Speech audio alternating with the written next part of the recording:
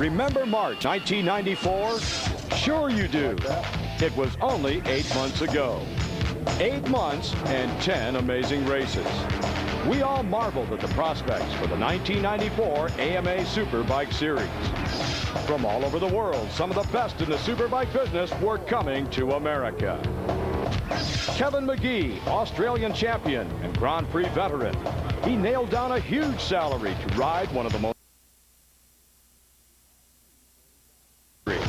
the RC45, a product of the Honda Racing Corporation, the most potent two-wheeled racing department on the planet. Fred Merkel, three-time AMA Superbike champ and two-time World Superbike champ, coming home to put a final feather in his cap with backing from the powerful Muzzy Kawasaki crew that first tasted victory with Eddie Lawson aboard the Kawasaki KZ1000. Then there was Joy Corser, the 1993 Australian champion. A young charger, unknown outside Australia, but pegged by insiders as a star of the future. Inevitably bound, they said, for the World Superbike Championship. Anointed by the guru, Geraldo Ferracci, to stop over in America en route to his destiny and carry on the tradition of last year's Ducati-mounted champ, Doug Poland. Awaiting their arrival were a host of eager Americans, ranging from our own world champs of the future to the aging veterans hoping for one more shot. Oh yeah, and also waiting in the wings was the Harley-Davidson Superbike. Yep, a Harley-Davidson road racer. What once was an American dream was now reality for America. Things looked pretty interesting 8 months ago.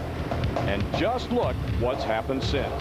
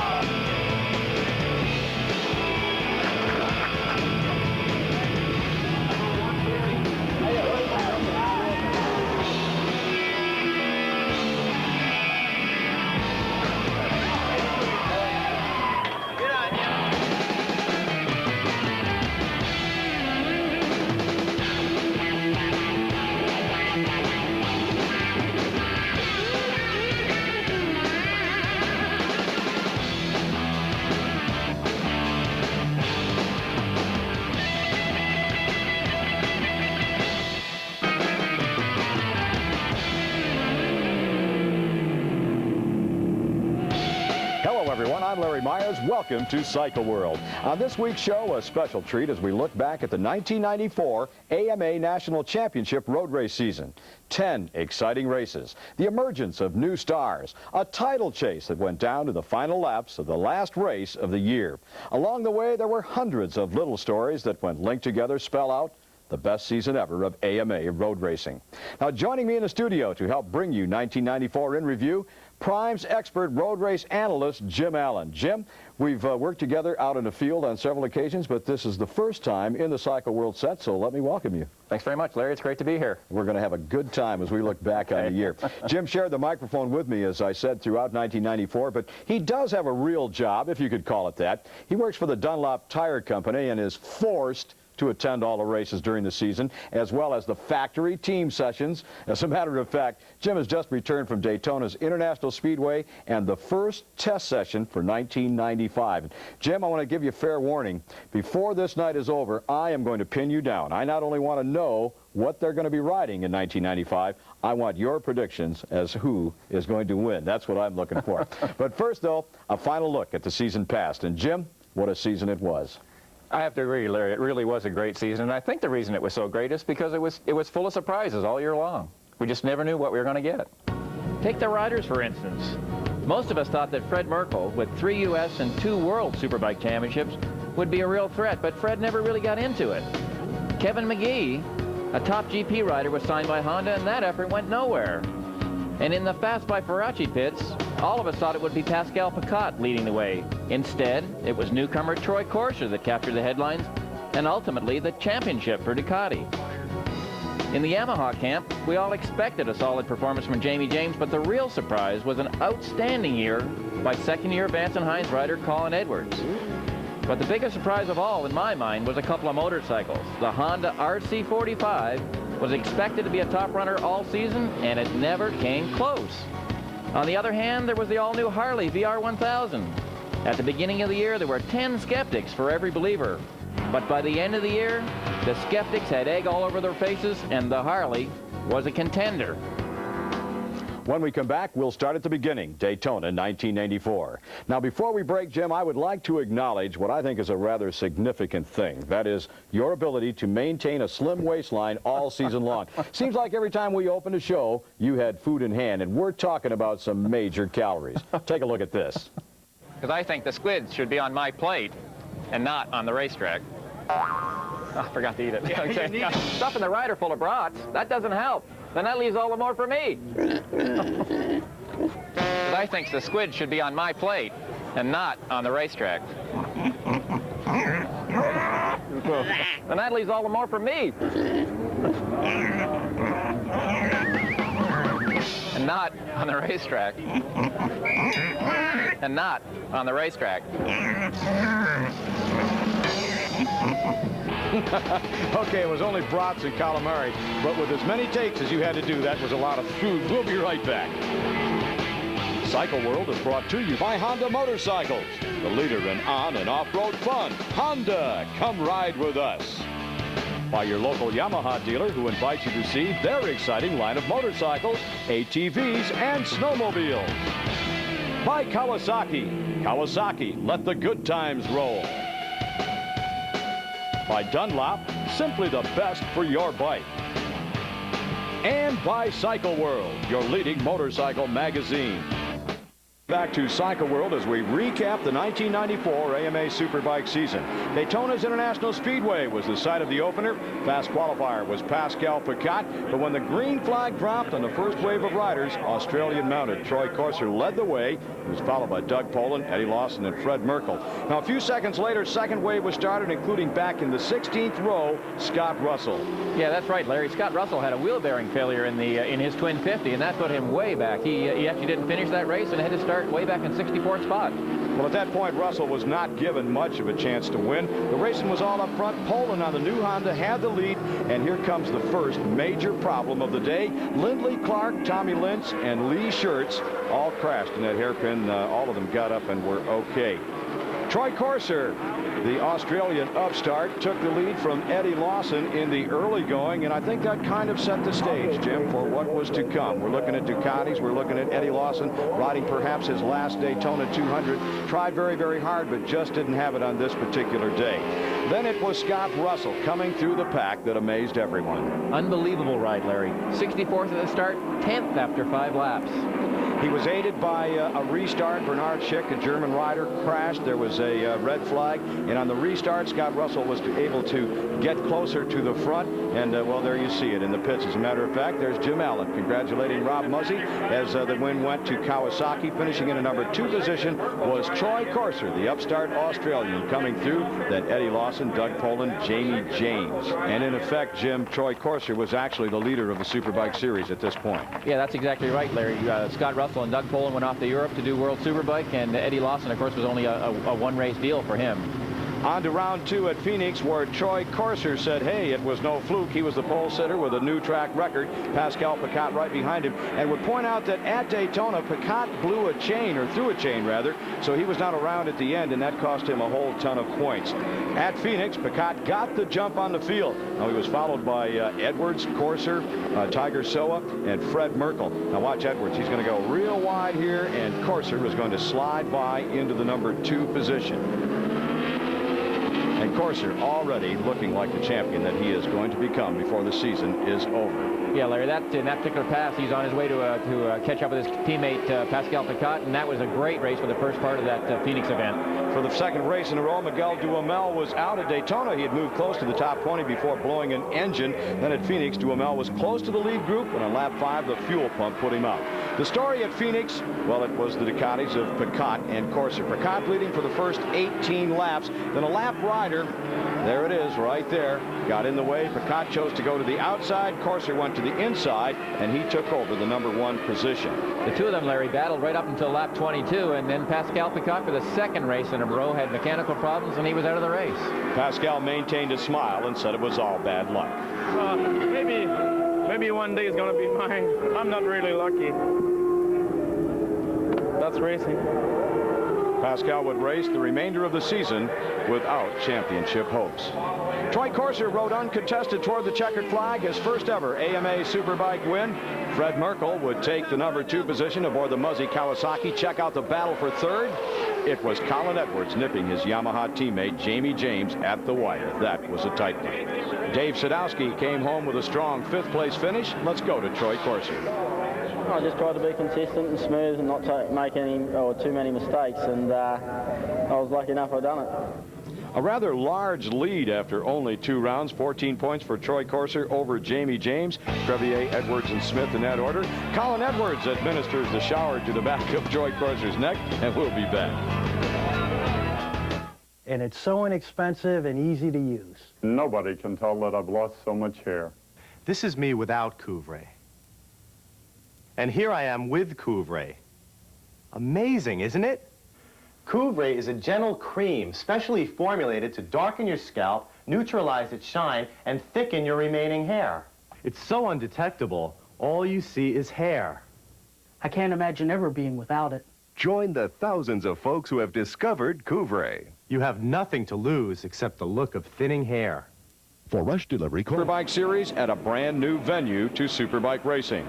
They labeled it the LA Superbike Championships. It was at the Pomona Fairplex in Pomona, California. Number 19, Troy Corser, the series points leader, was on the pole, but Jim, his start was not pole sitter quality. I'd agree with that, Larry, for sure. Instead, it was Jamie James, Steve Crevier, and Mike Smith that led the way through turn 1. Now, that bad start was just the start of Troy Corser's problems. Watch this. The rider shooting off the edge of the track was just bumped by Dale Quarterly, and that was Troy Corser. We'll take another look at it. He was lucky to stay in the race with this one, Larry. He very nearly collected those hay bales there.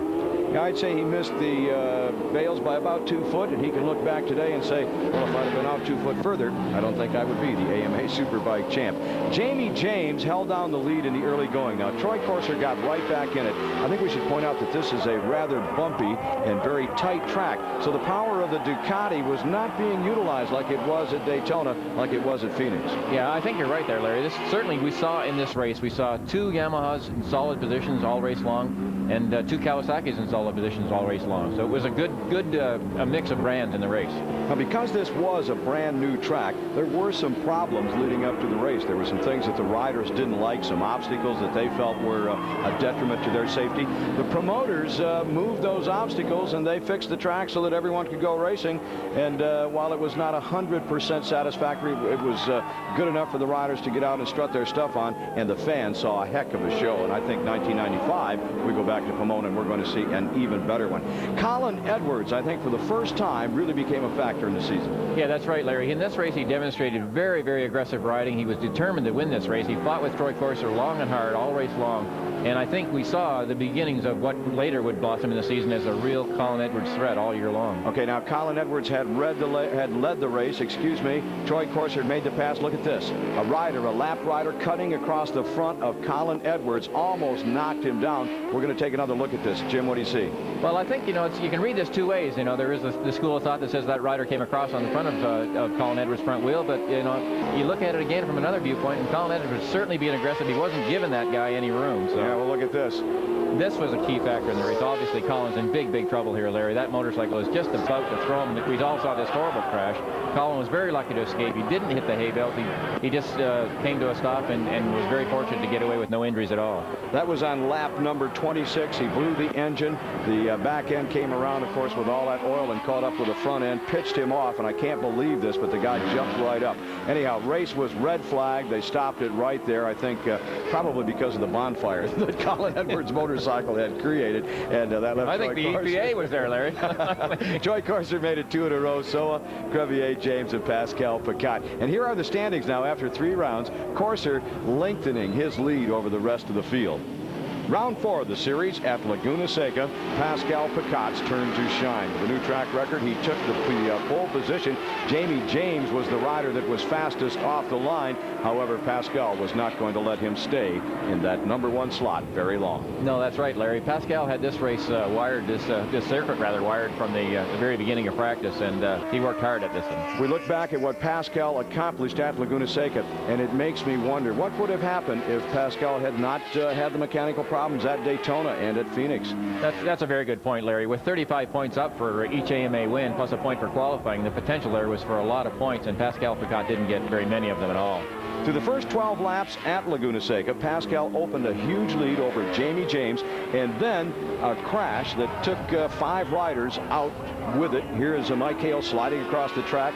He was about the 4th or 5th rider that was collected in that whole thing, and remarkably, I would point out quickly that Hale got up and walked away. That's right. In any event, the race was red flagged, had to be restarted, and Pascal Picat had to do it all over again. This time, Jamie James, like last time, got the early lead, but Pascal is not going to waste any time. He's going to go after James, and Corser now got a little bit better start that time around, and it's going to be Corser and Picat going for the win in the closing stages of this race, but really it would amount to no race at all. That's right, Larry. The race, as it ultimately turned out, was for 3rd spot, and this is a move that Jamie James made on Fred Merkel in the very last corner of the very last lap to take 3rd place away from Fred Merkel.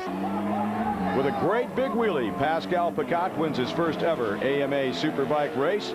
Coming home in the #2 position, it was Corser, then Jamie James, who later said, geez, I hope Fred's not mad at me for pushing him around in that last corner. Let's hear from Pascal Picat. Troy was always right there, and we're doing a lot of 28. The pace was really fast. I'm really, really happy about my win. Indeed, and he should be happy, and we're happy to see him finally get that one out of the way. Here are the standings. Troy Corser moves out to a 23-point lead after just 4 rounds. Now, this is how a rider gets his revenge for getting whipped. Jamie James first sprays him in the face and then dumps it down his neck. We'll be back after this.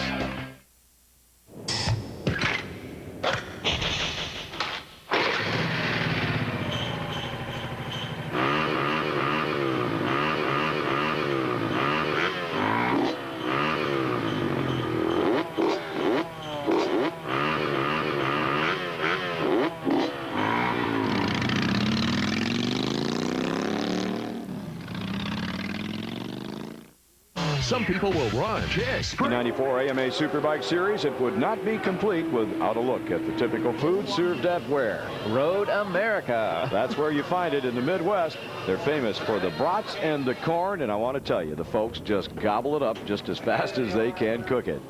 Speaking of cooking, Larry, Pascal Picat was cooking. He took his 3rd pole of the season at Elkhart Lake. Yeah, that was despite 20 pounds of extra weight that was hung on the frame of his Ducati. This is something that had been brewing for quite some time. The Ducatis originally were allowed a weight advantage because they were twin-cylinder motorcycles. But they grew faster and faster and faster, and all of a sudden, they just did not need that weight, Jim. That's the way the AMA eventually interpreted the situation, Larry. They had won an incredible percentage of the races over the last season and this season to date.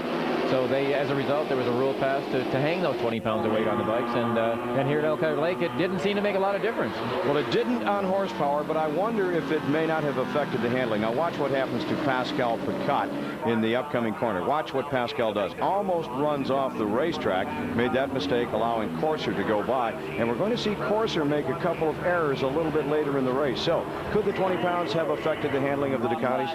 Yeah, that's certainly conceivable, Larry. I mean, we did see this mistake by Pascal, and we did see a couple of mistakes by Troy Corser. Pascal commented to me that weekend that the bike was a little harder to flick from side to side. So sure, I think it's conceivable that that was the case.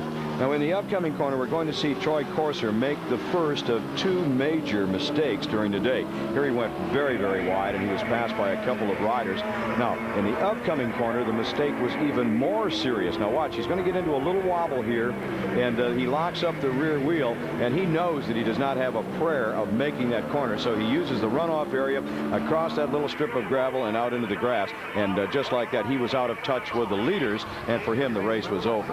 Yeah, that's the case, Larry. Larry, he wasn't able to ever reestablish contact with the front part of the race at that stage. The race was winding down, and Troy just couldn't quite get with the program after that. Next to last lap, watch Colin Edwards. He went down hard. Now, I'll tell you, he did get up and walk away from that thing. Jim, what happened? Well, what happened here, as you can see, watch Colin's back wheel. The tire loses traction. He shuts it off and grabs traction again, throws him over the top of the motorcycle, and he was lucky not to get tangled up with the bike as they both slid to a stop here. Now, the Colin Edwards crash led to another incident right here. This is the pass that Jamie James put on Pascal Picat, but he did it while a yellow flag was waving. Now, going up the hill, James is going to miss a shift, and that's going to let Pascal Picat make the pass and go on and take the win. But that doesn't matter. What happened was he made a pass right here where a yellow flag was waving, and that is a one-lap penalty. That's right, Larry. It's an automatic one-lap penalty, and it cost Jamie James a lot of points at Elkhart Lake, and ultimately may have cost him the championship. Instead of the number 2 position that he did actually finish in, he was credited after being docked a lap with 17th place.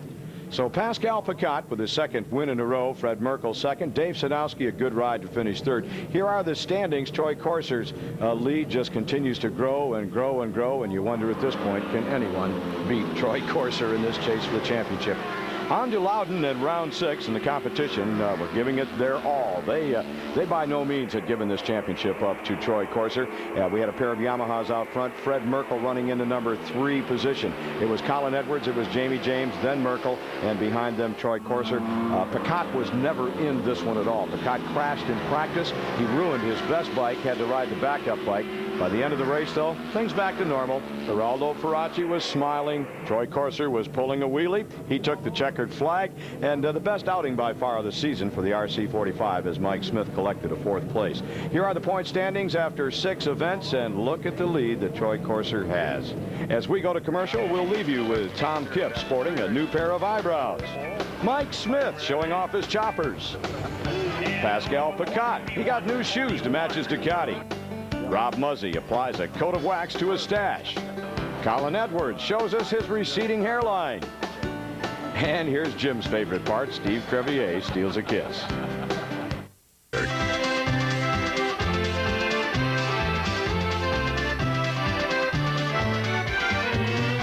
That's why we make fun and reliable dirt bikes for just about every member of your family.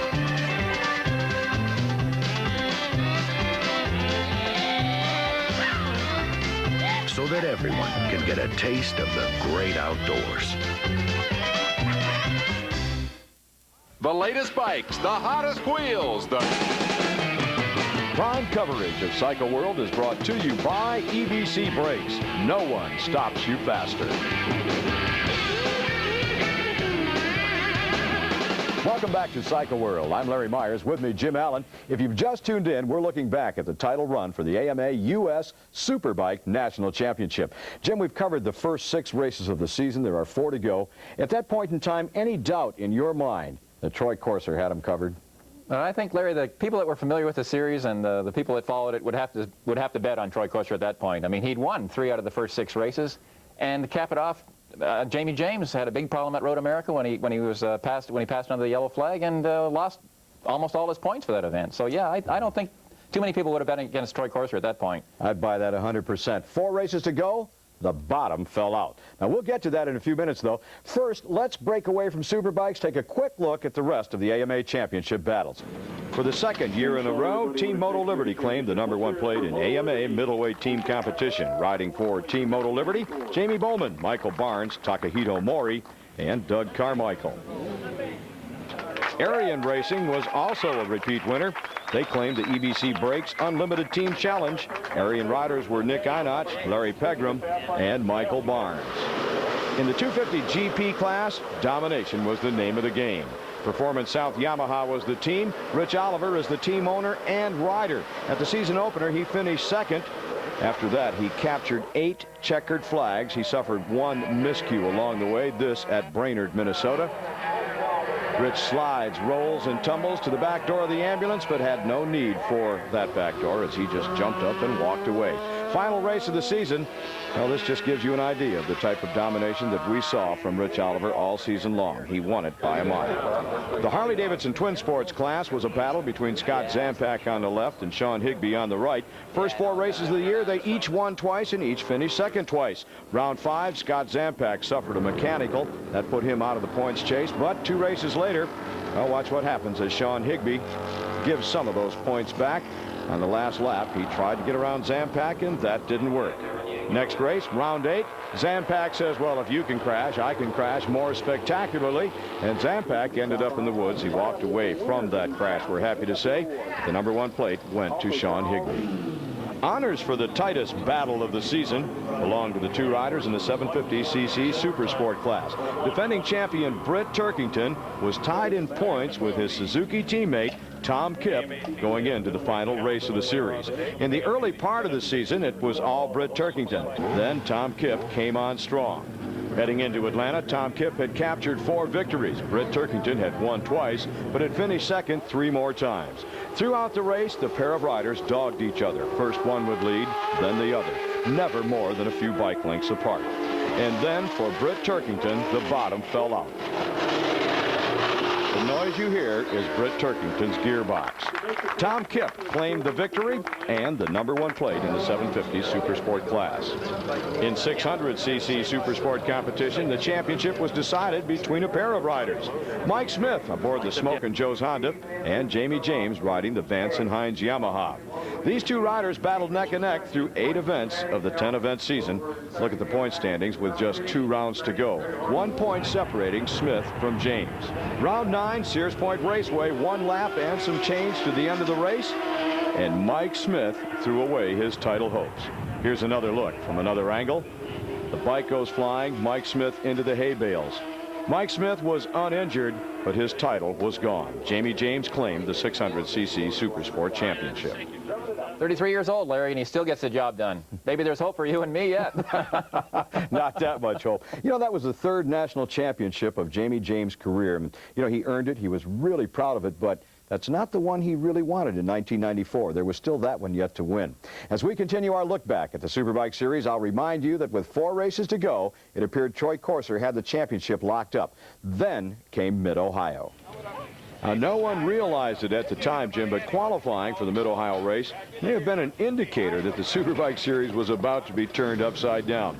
Colin Edwards had the pole. Not the biggest surprise, though. There's the big surprise. Miguel Duhamel, the DR1000 Harley, was on the front row. Not only was he on the front row, Larry, but for 3 laps he led this race. He kept back all the Ducatis and all the Japanese bikes. The crowd went nuts. The crowd absolutely loved it. He led this thing and led it in grand style. It might appear to you that are watching the show that we have neglected the Harley-Davidson up till this point, but frankly, there'd been nothing to talk about. The Harley had been in the pits more than it had been on the racetrack. But at Mid-Ohio, it was a breath of fresh air. Miguel Duhamel out front, the crowd was going nuts. For 13 laps, Miguel Duhamel kept the Harley in contention for the number 1 position. Then it was into the pits. Of all things, a loose shift lever ended Miguel's charge. Troy Corser, on the other hand, never made it back to the pits. Yeah, that's right, Larry. Troy Corser had an engine problem here, and as you can tell by the way he put the bike up against the barrels there, he was pretty disgusted with the fact that he did not finish at Mid-Ohio. So from the Ducati camp, that left it up to Piquet. He was followed by Edwards, James, and at one point Mike Smith. Unfortunately, Mike Smith crashed his way out of contention. Now that left Pascal Piquet to do battle with a pair of Yamahas. Unfortunately for the Ferracci Ducati team, Pascal Piquet was just about to park his motorcycle. He too called it a day. They went 2 for 2. That left the Yamaha teammates to do battle amongst themselves, and in retrospect, had Jamie James not backed off the pace, had he challenged and beaten Colin Edwards, that could have been the championship. Yeah, what you say is true, Larry, but I think the point I want to make here is that Colin Edwards was on his way. I don't think that he was going to be beaten on this day. That's my opinion. He certainly was very, very anxious to have that first national win. It's very special to any rider to get that win. Well, Colin Edwards got it, followed by James, and Tiger Soa was 3rd. Take a look at the point standings, because Jamie James is starting now to move into contention. For Colin Edwards, well, should I drink it or should I wear it? Welcome back. The bandaged hand belongs to Troy Corser, who suffered a high-speed crash at practice at Brainerd International Raceway. I just took a bit of skin off the top of my hand. I went to the hospital and they cleaned it all out for me and just to stop infection. But it should be okay. It's a little sore, but I'll be able to go out and just ride consistent in the race and it should be good. What Corser failed to mention was that he had spent the night in the hospital and would be riding with 6 stitches in his throttle hand. Now, the Harley-Davidson continued to impress. Duhamel qualified 5th. Yeah, definitely the bike's potential is coming out now, and I'm real happy about it. The team's really happy about it, and you know, it's getting better and better every day. With round 8 of the AMA Superbike Series underway, it appeared that the hand would not be a problem. Troy Corser led the pack. He was followed by Mike Smith, Pascal Picat, Miguel Duhamel, James Edwards. Now, most of those 6 riders would hang together, changing the lead back and forth throughout the race. It has since been labeled, Jim, as the most exciting superbike race in the history of superbike racing. Yeah, Larry, that is absolutely the case. In years to come, this race will be known as the benchmark by which other good races are judged. This kind of action we're seeing right now went on right until the very last lap of the race. It went on lap after lap after lap. Running into number 2 position, Mike Smith had the RC45 up front and led on a couple of occasions. Then Miguel Duhamel took over, and for 3 laps, the number 17 Harley-Davidson was out front, and the fans were loving it.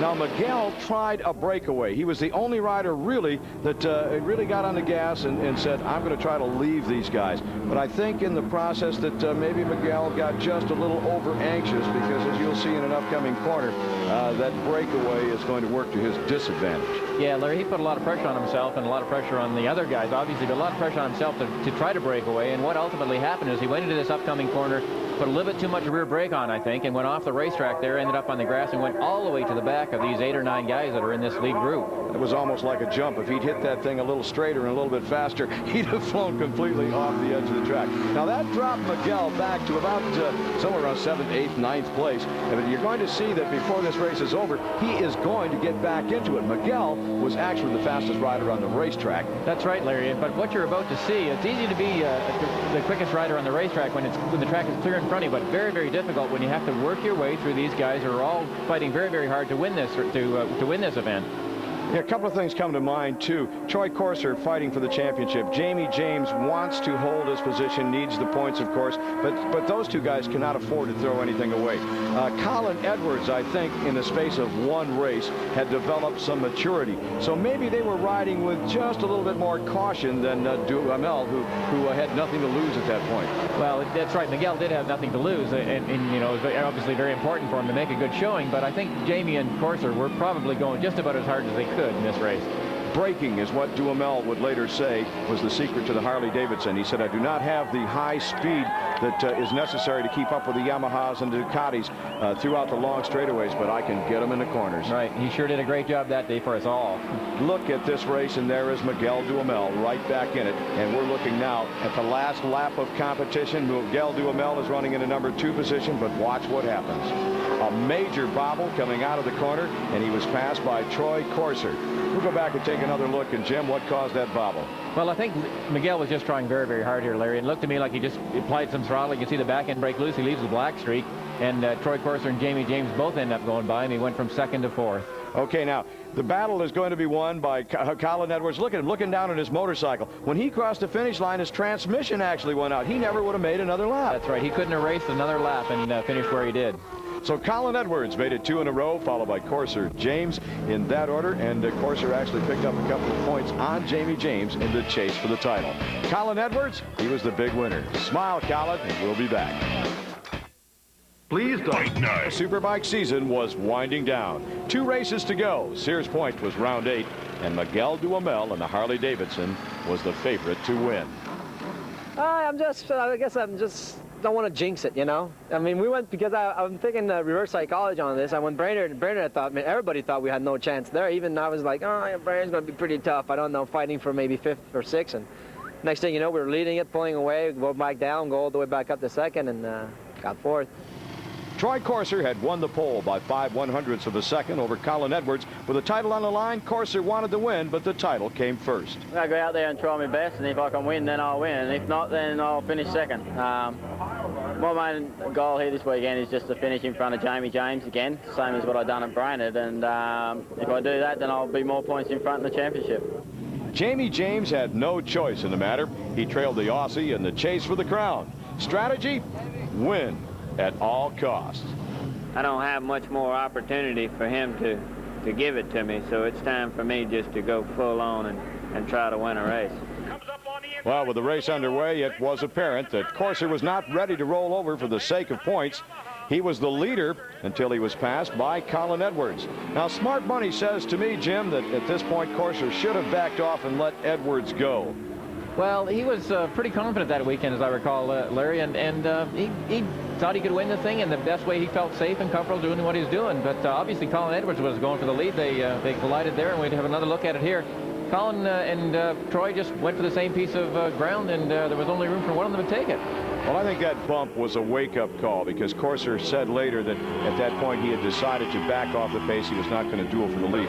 Watch this upcoming crash. Troy Corser goes down hard. Now, at the time, we thought that Corser had made a mistake. We later learned that a part had broken on his motorcycle, causing the crash, and it was not Corser's fault at all. In fact, you'll see something fly up in the air. There it is right there.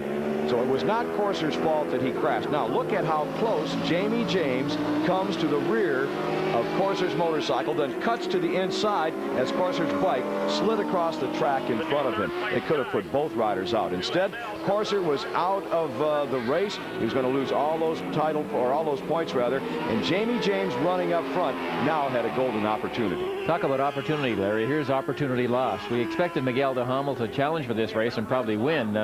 Possibly win at least, but in the end he had a problem with the carburetor butterfly and fuel injection butterfly actually, and his race was finished early that day. Give a call to Dave Sadowski here. Sadowski overtakes Jamie James. He dropped back as James was able to repass him, but Sadowski turned in an extremely strong ride aboard the privateer Ducati.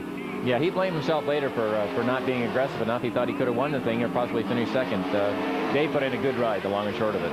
Jamie James ended up in the number 3 position. He later said that he slowed his pace and settled for that spot to conserve the points because he knew that Corser was out. Now, Corser was no longer being chased. He was the chaser. Well, it means now I've got to go to Atlanta and win. So that's all I'll be there to do. That's the only way I can win the championship, if I win the race and then see where Jamie finishes. At Road Atlanta, there was another rider on hand, and his goal was to win. Scott Russell, and we'll be back. And experience the high banks and tricky chicanes at Charlotte, and even survive crashing through a hay bale at 80 miles an hour. Call 1-800-977-2323. That number again, 1-800-977-2323. At the AMA Superbike season finale, Corser trailed James by a mere 3 points. The combination of finishing positions for each rider to win the crown were endless. In their minds, though, there was only one way to go. I'm here to race Jamie, and that's basically all I got to beat. Basically, I have to beat Troy no matter what, so that's what I'll be out trying to do. Colin Edwards was looking for his 4th win in a row, but the championship for Team Yamaha would come first. I'm in this race to help Jamie get the championship, and you know, whatever it takes to get him the championship, that's what I'm going to do. Scott Russell was looking for a win. If he took first place points, it would help his buddy Jamie James. The real reason I'm here is to win the race, and hopefully if I can do that, then that'll be what he needs to help him win it. Jim, it sounds like the cards are stacked against Troy Corser. Well, I think it's only natural that Jamie would have a good deal of support. He's an American in an American championship. The sentiment naturally, I think, would fall with Jamie. Corser is well-liked and well-respected this season, and I don't think anybody ever had held anything against Troy. It's just that Jamie was very popular in America. Well, with a race underway inside of one lap, Scott Russell had taken over the number 1 position. He was being followed on the track by Picotte, Edwards, Mike Smith, Sadowski, Duhamel. All that was early in the ball game. A couple of laps later, it was only 2 in the battle for the lead, and that was Scott Russell and Colin Edwards. Now, Russell just flat split, and when he did that, Colin Edwards dropped back, I think, in order to help Jamie James. Yeah, I think that's exactly what happened. Colin had high hopes of beating Scott. He outqualified him, as you'll recall, at this event. And I think he really wanted to beat Scott, but Scott, I think, put on a world superbike display that impressed everybody, including Colin Edwards that day. Now, at this point, Jamie James was off the pace far enough so that he was not even in championship contention. Colin Edwards was trying to slow the pace. He put himself back in front of the Ducatis and actually tried to slow things down. And here comes Jamie James. He responded well. Yes, he certainly did. And he put a move on. He latched back onto the back of this pack and worked his way through them, Larry. And Jamie was definitely on his way. Now, Colin Edwards tried a little too hard. He ran off the edge of the racetrack, and that allowed all of the Ducatis to get ahead of him. We're talking about Picat, we're talking about Corser, and Dave Sadowski, rider number 25. At this point, Jamie James took matters into his own hands. He passed Picat and Sadowski and is now chasing Troy Corser. If it stays this way to the checkered flag, James wins the title. That's exactly right, Larry. That's exactly where Jamie needed to be at this point.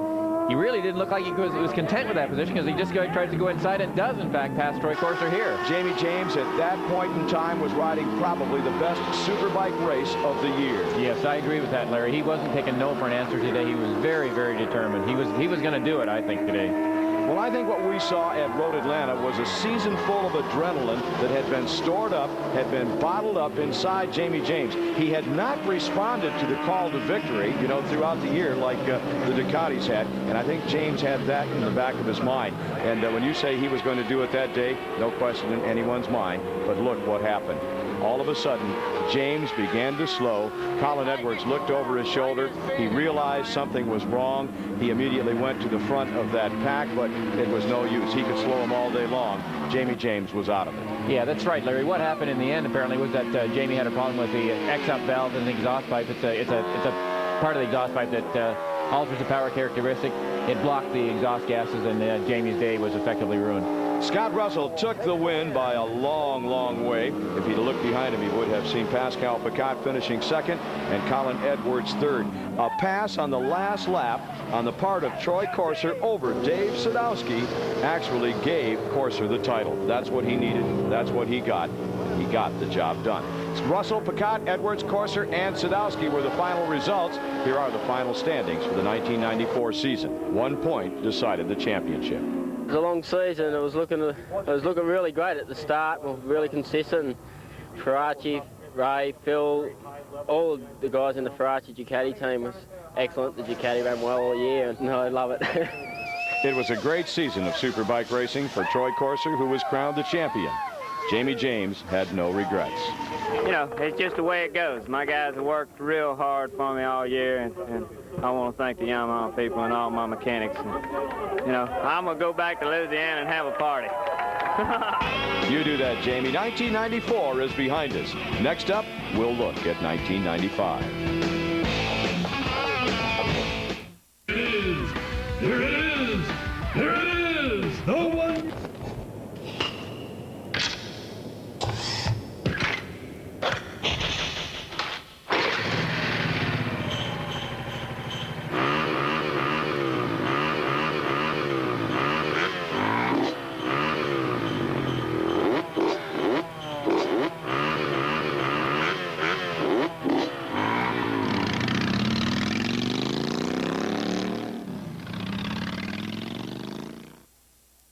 Cycle World is brought to you by Honda Motorcycles, the leader in on and off-road fun. Honda, come ride with us. By your local Yamaha dealer, who invites you to see their exciting line of motorcycles, ATVs, and snowmobiles. By Kawasaki. Kawasaki, let the good times roll. By Dunlop, simply the best for your bike. And by Cycle World, your leading motorcycle magazine. Welcome back to Cycle World. Jim, the ink was barely dry on the 1994 season when the rumors started to fly. Pascal Picat is going to Kawasaki. Mike Smith is going to Ducati. Miguel Duhamel is jumping ship. I want to tell you, the rumors were hot and heavy for a while. It was hard to keep track of them. Now, you've just returned from Daytona. Dunlop had rented the entire track for tire tests for all of the factory teams. So can you tell us who is wearing what color in 1995? Well, Larry, the biggest surprise of the offseason was the switch of Miguel de Hamel from Harley-Davidson to the Smokin' Joe's Honda team. And Miguel is also going to be riding the 600 along with the Superbike. He had a great test down there. He was really adapted quickly to the 600, put down some all virtually record times. The Superbike times were very competitive. He's happy with the team, happy with the motorcycles. They've got some work to do. Mike Hale is also going to be part of the Smokin' Joe's team next year. He rode 600 only last year. This year he's a Superbike guy and a 600 guy. Martin Adams there, the team owner, talking to Mike Hale and just telling him how it should be done, I guess. Mike Smith, your old team, saying goodbye to you. Here's your alligator buddy for you. I'm scared. Pascal Picat switches from Ducati this year to the Mazda Kawasaki team. Pascal will also ride 600 along with Superbike. Here he is on the Superbike. Pascal had a great test down there. He was down to minute 52 lap times. Steve Crevier, a holdover from the 1994 Muzzy Kawasaki team, will also ride 600 and Superbike for Rob Muzzy this year. Tom Kipp, another switch from Suzuki this time to Yamaha. Tom will ride 600 Supersport and the Superbike for the Vance & Hines Yamaha team, along with Jamie James, who, as we saw, had a great season this year for Vance & Hines Yamaha on the Superbike. James will not ride 600 in 1995, but obviously will return to the Superbike squad. Harley-Davidson looking for a rider to replace Miguel de Hamel, tested with David Sadowski, Doug Chandler, and Jim Felice. David did a great job down there. You've seen there talking to Steve Scheibe. Chris Carr confirmed on the team for 1995. Will switch from dirt to road race. He talked about some of his problems switching to road race. Well, I think the biggest trouble I'm having is making sure I don't put my foot down through the left-handers right now. The right-handers, I usually go feet on the pegs, you know, when we run the TTs and stuff like that, so that hasn't been a problem. But the left-handers, I keep wanting to rely on a steel shoe, and I got to remember that, you know, I got to put my knee down instead. Jim, now that I know who's riding what, I want your predictions. Put it on the line. Who's going to do the winning in 1995?